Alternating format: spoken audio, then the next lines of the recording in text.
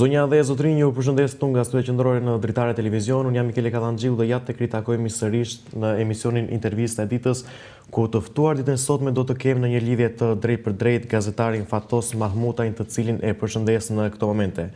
Zoti Mahmutaj, ju përshëndes nga Tirana. Përshëndetje, faleminderit për ftesën. Kënaqësia është e jona. Zoti Mahmutaj, ju ka munguar Tirana? Me thënë drejtë, bëm 15 vjet të ikur nga Tirana dhe realisht Tirana është qyteti ku le të themi jemi formësuar të gjithë ne shqiptarët, domethënë të paktën edhe pjesa e gazetarisë dhe pjesa e tjerë. Pra do të them që Tirana është një kryeqyteti i Shqipërisë, kryeqyteti jon, kryeqyteti domethënë që na mungon gjithmonë. Po nuk mendoj që ishte kjo, le të themi, mënyra për ta lënë Tiranën. Ashtu sikurse edhe ju e thatë, kanë kaluar 15 vjet që ju nuk jetoni më në shtetin shqiptar, por gjithashtu në datën 21 janar të vitit 2011 ka ndodhur vrasja e 4 protestuesve përpara kryeministrisë. Ju si kujtoni atë ditë, zoti Mahmutaj? Atëherë, në 21 janari 2011, patjetër që ishte një pikë kthese, të paktën edhe për mua personalisht, dhe një pikë ndryshimi ku më ndryshoi gjithçka. Domethënë, pas kësaj date, po vrasjet përpara kryeministrisë ishin ato, domethënë, vrasje të kryera nga organet e shtetit shqiptar, pra të kryera ditën për diell në mes të Tiranës, në pikën më të populluar të Tiranës, në momentin më të populluar të ditës dhe në momentin më të dokumentuar ndonjëherë në historinë e Shqipërisë. Pra, kemi dhjetra e dhjetra kamera televizionesh, aparate fotografik, le të themi diktofona të tjerë që po e regjistronin. Pra, është një nga momentet më të regjistruara ndonjëherë dhe më të dokumentuara në Shqipëri ku ndodh një krim dhe nuk është krimi për masave të vogla, është krim i jashtëzakonshëm, rreth 4 të vdekur dhe rreth 140 të plagosur. Ju personalisht jeni munduar që ta harroni atë ditë? Po pse duhet ta harroj? Nuk ka lidhje, domethënë ajo është pjesë e jetës time dhe pjesë e jetës, domethënë, të gjithë shqiptarëve dhe në historinë moderne të shtetit shqiptar, është domethënë është e pamundur që të harrohet, është një ditë goxha e skalitur. Aktualisht ora që ne po kryejmë intervistën, zoti Mahmutaj, është ora 4 e pasdites. Ju kujtohet ku keni qenë në këtë orar para 15 vitesh? Shiko, thjesht për korrigjim, domethënë, sepse mendoj që të njëjtin orar kemi në Bruxelles e Tirana, është ora 3:10, domethënë, po realisht një orë më mbas, në orën 4:10 fiks, ka ndodhur ato vrasjet në bulevard, domethënë aty ku jam plagosur dhe unë. Domethënë është ai momenti kulminant ku kanë ndodhur, domethënë ku kanë ndodhur ato krimet shtetërore ndaj shqiptarëve. Ju atë ditë ju kujtohet me kë keni qenë në protestë? Po, duhet ta specifikojmë, unë kam qenë në protestë, por nuk kam qenë për protestë, unë kam qenë gazetar. Kuptoj, ishte për profesionin tuaj, për misionin tuaj. Atëherë, kur më thoni me kë keni qenë protestë, i bie se kam qenë për protestë. Jo, nuk kam qenë për protestë, unë kam qenë, domethënë kisha gati 2 orë, që nga ora 14 që ndodhesha duke pasqyruar protestën në median ku punoja atëherë. Plumbi i cili juve ju plagosi, a isha ai plumbi i cili ka goditur e kuran dedën? Shiko, domethënë këtë mund ta zbardhin ndonjë lloj ekspertize, po tashmë ka kaluar 15 vjet dhe është goxha e largët, po gjithsesi nëse ekzistojnë ende pamjet bruto që televizionet shqiptare kanë filmuar në momentin e goditjes, unë domethënë jam i dyshuar nëse hekuran dedën e ka goditur i njëjti plumb që më ka goditur mua, apo e ka goditur plumbi i radhës së breshërisë, sepse në momentin dhe në pikën ku ndodhesha unë, domethënë është qelluar nga 2 drejtime të ndryshme, është qelluar nga hyrja e podrumit kryeministrisë që më pas u identifikua një gardist i quajtur Agim Lupo dhe nga taraca e kryeministrisë, pra nga kendi i kryeministrisë që ishte më afër vendit ku isha unë, që ka qelluar me pistoletën e Andrea Prendit, shefi i sigurisë Berishës, Arjan Adami. Pra të dy këta njerëz kanë qelluar drejt grupit ku isha unë. Dhe tani nuk e kam të qartë nëse na ka goditur i njëjti person na ka godit i njëjti plumb apo plumbat e breshërisë, sepse të dy këta njerëz po qellonin në të njëjtin moment drejt nesh. Po gjasat janë që Hekuran Deda të jetë vrarë me plumbat e Agim Lupos, pra sepse nga mënyra se si është qelluar dhe breshëria goditi në trungun e pishës që ishte mbrapa, pra ato i kemi dëgjuar realisht unë e kisha 10 cm larg kokën e të ndjerit Hekuran Deda dhe realisht e kisha në anën time, le të themi në anën time të djathtë, pra me syrin e djathtë po e shikoja dhe pash momentin kur e goditi plumbi dhe domethënë plumbi fatal, pra që e vrau. Kjo çështje është zbardhur? Po çfarë kuptoni me zbardhje çështje? Sepse unë jam një gazetar i vjetër i sistemit gjyqësor, domethënë unë në Shqipëri atë kam bërë sistemin gjyqësor. Dhe çfarë kupton me zbardhje çështje? Në kuptimin që plumbi që i cili ka plagosur juve, mundet të ketë qenë ai plumbi i cili ka plagosur edhe Hekuran Dedën, për këtë e kam pyetin që është zbardhur kjo çështje? Shiko, imagjinoni dot që në dosjen penale të 21 janarit ka një dëshmi të timen që ma kanë marrë prokurorët në spitalin Nën Tereza dhe nuk ka asnjë ekspertizë të timen. Ekspertizën unë e kam bërë këtu, ma kam bërë Shteti Belg kur kam rritur në Belgjik. Në Shqipëri nuk ka ekspertizë time. Në momentin që u kam tentuar të bëja një ekspertizë mjeko-ligjore, ish shefi i mjekësisë ligjore, një farë Besim Ymaj, nuk donte të më merrte atë, nuk do të më pranonte. Atëherë, për shkak të njohjes si gazetar, domethënë arrita derisa të futesha në zyrën e tij, i kërkova të më bënte ekspertizë, nuk ma bënte, nuk donte ta bënte, nuk donte të urdhëronte asnjë mjek ligjor të më bënte. Atëherë në pranitë të tij, nxora telefonin celular dhe në pranitë të një miku tim i cili punon në një institucion shumë të rëndësishëm shtetëror në Shqipëri. Dhe në pranitë të tij, domethënë e morën telefon zëvendës prokurorin e Tiranës dhe me atë me njohje personale dhe me zërin e lartë telefonit, i thash që ndodhem këtu dhe ky person nuk do të më marr për të më bërë ekspertizë. Atë prokurori më tha, dil direkt nga zyra e tij, hajde në zyrën time bëj kallëzim penal. Aty ai u trëm, më çoi tek një mjek ligjor, domethënë për të më bënte ekspertizën dhe mjeku ligjor nuk kishte as aparat fotografik, aparat fotografike kisha unë me vete, aparat digital. Nuk ishte as vizore për të matur plagën, edhe vizoren e kisha unë çantë, domethënë, sepse ishte në bllokun e gazetarit një nga ato vizorët e inkorporuara, e matëm me të, dhe ja shkarkova fotot, i bëm fotot gjitha e shkarkova dhe ja lash në kompjuterin e tij, domethënë, dhe nuk e di ndonjëherë nëse ai e bëri e quajti ekspertizë dokumentin apo jo, dhe nuk e di nëse e ka dorëzuar ndonjëherë, por në dijen time në dosjen penale të 21 janarit nuk ka asnjë ekspertizë mjekoligjore time. Ndoshta gaboj. E qartë, zoti Mahmutaj, a mendoni... Tani të themi të pyetja për çfarë zbardhje flasim? Çështja ishte për zbardhjen se dyshohet që plumbi që ju ka goditur juve mund të jetë edhe plumbi i cili ka goditur Hekuran Dedën. Kjo është e njëjta, domethënë e njëjta histori që përsëritet në 15 vjet dhe e kujtojmë në çdo 21 janar. Tani është pak e rëndësishme nëse goditi plumbim apo jo, po është e sigurt që e goditën ose plumbat e Agim Lupos, që qelloi drejt, pra është e fiksuar kjo në pamje, ose plumbat e Ariana Adamit që qellonte përsëri drejt. Njëri qellonte nga sipër, njëri qellonte nga poshtë. Pra këta dy njerëz kanë qelluar aty. Drejt nesh, të paktën drejt grupit tim. Kurse kishte gardistë të tjerë që qellonin në ajër, pra qellonin drejt lart dhe ishin ato degët e pemëve, atyre pishave dhe bredhave që janë para kryeministrisë që binin për tokë nga plumbat, pra binin si breshësh, si bor, binin degët e pemave sepse po qellohej sipër. Ndërkohë këta dy njerëz qellon drejt. Të paktën këta janë fiksuar nga unë dhe nga pamjet bruta që unë pash më mbrapa. A mendoni se Spaku do ta zbardhë këtë çështje pasi kanë kaluar 15 vjet? Mendoni se po zvarritet kjo çështje? E kuptova pyetjen tuaj. Jo, nuk ka për ta zbardhur asnjëherë. Spaku mezi po pret të kalojnë edhe 5 vite të tjera që kjo çështje të parashkruhet dhe të mbyllet me parashkrim. Pra, të kalojë afati ligjor. A ka sot ende të pathëna për çështjen e 21 janarit të vitit 2011? Sot nuk ka asnjë gjë të pathënë dhe asnjë gjë të padokumentuar. Të gjitha aty janë, të gjitha janë në dosje, të gjitha janë të zbardhura. Domethënë gjithçka është më e qartë se kaq, nuk ka ku të vej. Po vetëm thjesht se nuk ka zell, nuk ka vullnet për ta bërë këtë. Aktualisht që ne flasim, zoti Mahmutaj, ju keni kontakte me familjarët e viktimave?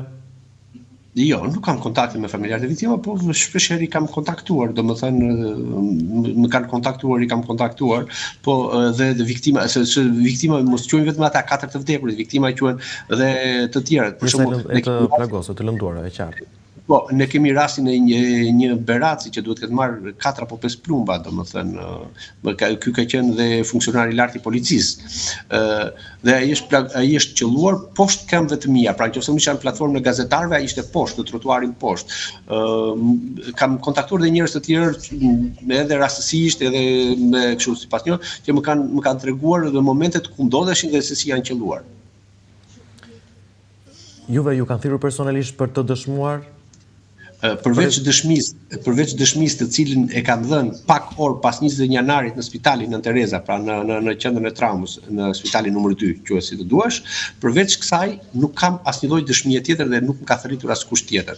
Madje për ironi të fatit, domethënë kur bëi gjyqi 21 janarit, shpesh herë domethënë gjykata penale e Tiranës i thoshte atij personit të ngarkuar për thërritjen e dëshmitarëve, pra ftuesi i gjykatës quhet, dhe dilte në korridor dhe thërriste emrin tim.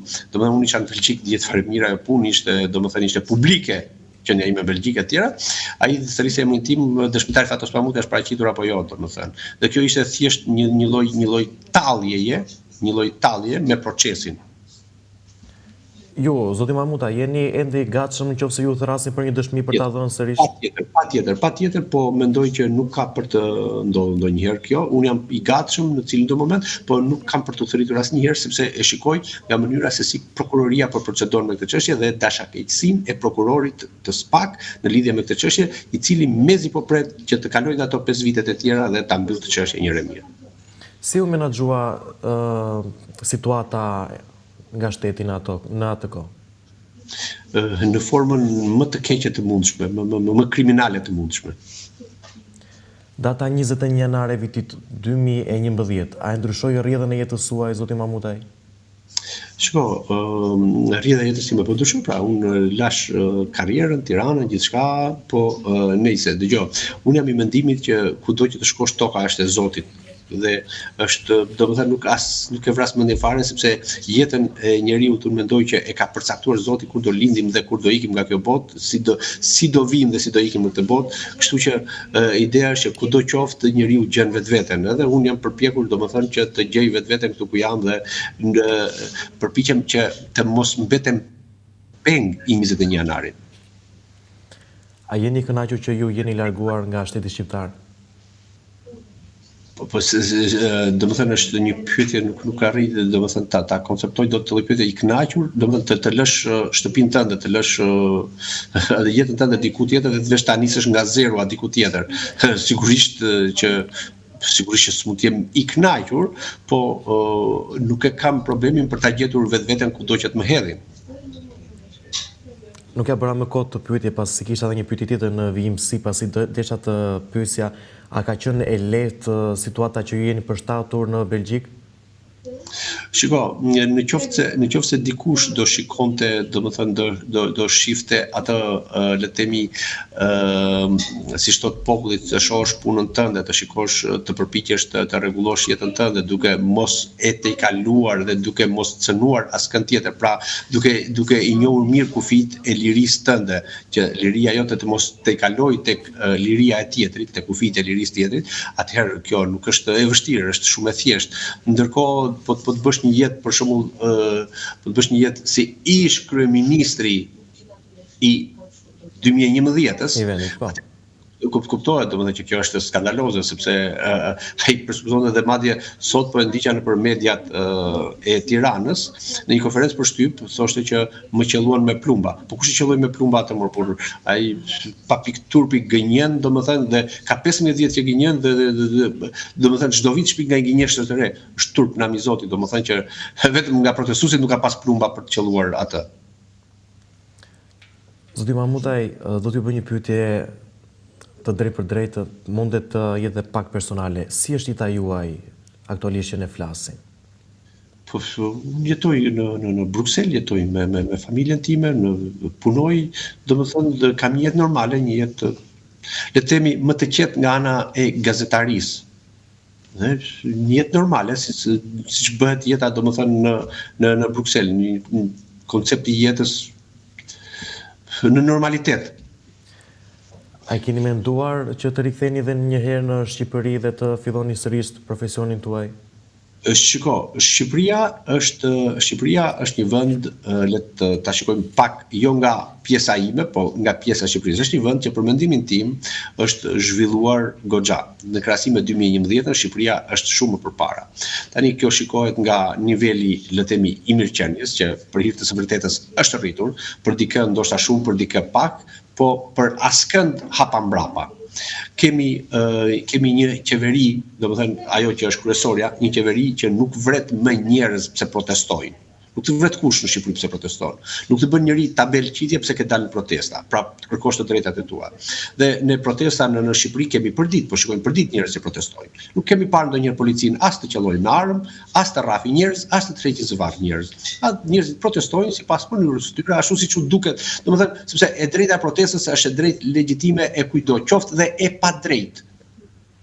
Thelbi i protestës, gjithkush ka të drejtë të protestojë me mënyrën e vet. Pra, kemi një Shqipëri e cila ka bërë goxha progres në këtë drejtim.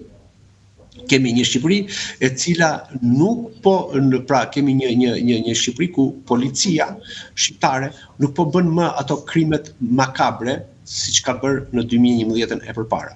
Pra, le të themi që Shqipëria po konsolidohet. Tani të kthehem apo të mos kthehem në Shqipëri, kjo është më shumë personale, sepse gjithkush do shikoj atë pjesën si të ashtu, po unë nuk e shikoj asnjëherë të mbyllur rrugën time për në Shqipëri, pasi unë në Shqipëri vi shpesh, vi për problemet familjare, për punët familjare, kam ardhur kur më kanë kërkuar, pasi kam qenë njëherë për një çështje tjetër, domethënë ku kam qenë pjesë më shmartëshmia për një çështje tjetër, ka pak rëndësi, domethënë unë kam qenë gjithmonë disponibël ndaj çdo thritje që më ka ardhur nga Shqipëria. Në çdo lloj apeli që ka ardhur nga Shqipëria, unë jam përgjigjur, ashtu siç kam mundur. Ndërkohë, të kthehem apo të mos kthehem në Shqipëri, besoj se kjo më shumë është personale, sesa nuk e di, domethënë pse jo, se nuk ja kam mbyllur rrugët vetes asgjë kundi, dhe aq më tepër domethënë në një vend ku nuk është më Shqipëria që kam lënë dhe kam ikur fshehur azi. Ne kemi shkuar drejt fundit të intervistës zoti Mahmutaj, po desha që prej jush të përcjellni një mesazh për viktimat e datës 21 janar të vitit 2011. Atëherë, mesazhi që unë të përcjellja për ta, për familjarët e tyre dhe për të ndjerët, domethënë, thjesht do thoja që stop hipokrizisë së prokurorisë speciale shqiptare, duke u lënduar eshtrat atje ku i ka në varr në çdo 21 janar dhe duke i përdosur në këtë lloj forme. Stop dhe hipokrizisë së politikës shqiptare, e djathtë apo e majt, qoftë asaj që qeveris apo asaj që ka ikur. Boll, hodhët balt dhe hipokrizi mbi të mjerët, të cilët u vran për një kauzë të drejtë të tyre, nuk do lënduar plagët atyre rreth 140 të plagosurve me armë zjarri në atë protestë, të cilët desh humbën jetën, pra rrezikuan jetën e tyre për një kauzë që e menduan të drejtë. Dhe realisht, domethënë, kemi sot një prokurori e cila me zell mbron pushimin e çështjes, pra duke menduar që duke mohuar që ka të vdekur dhe të plagosur. Kemi një ish kryeministër i cili del dhe thotë më qelluan me armë, pra shpif, hedh balt, dhe nuk e kupton që kjo i bie mbi kokën e tij dhe nuk i bie mbi ata që kanë ikur, sepse gjërat, domethënë, gjithë shqiptarët dhe gjithë të prekurit nga kjo çështje e din mirë kush qelloi dhe kush nuk qelloi. Dhe kemi një politikë të majtë qeverisëse që sa herë ka vjen 21 janari bën homazhe. Pra heca të ndafila hipokritësh. E kaq. Dhe do thoja që stop me këtë lloj show dhe me këtë lloj teatrosh. Zoti Mahmutaj, unë ju falenderoj që ju kisha në këtë intervistë ditën e sotme. Ishte vërtet kënaqësi për mua. Faleminderit juve. Të nderuar zonja dhe zotrin, kemi ardhur në fund të intervistës. Ishim në këtë lidhje të drejtë për drejtë me gazetarin Fatos Mahmutaj. Unë falenderoj që ishit të pranishëm ditën e sotme. Mirupafshim.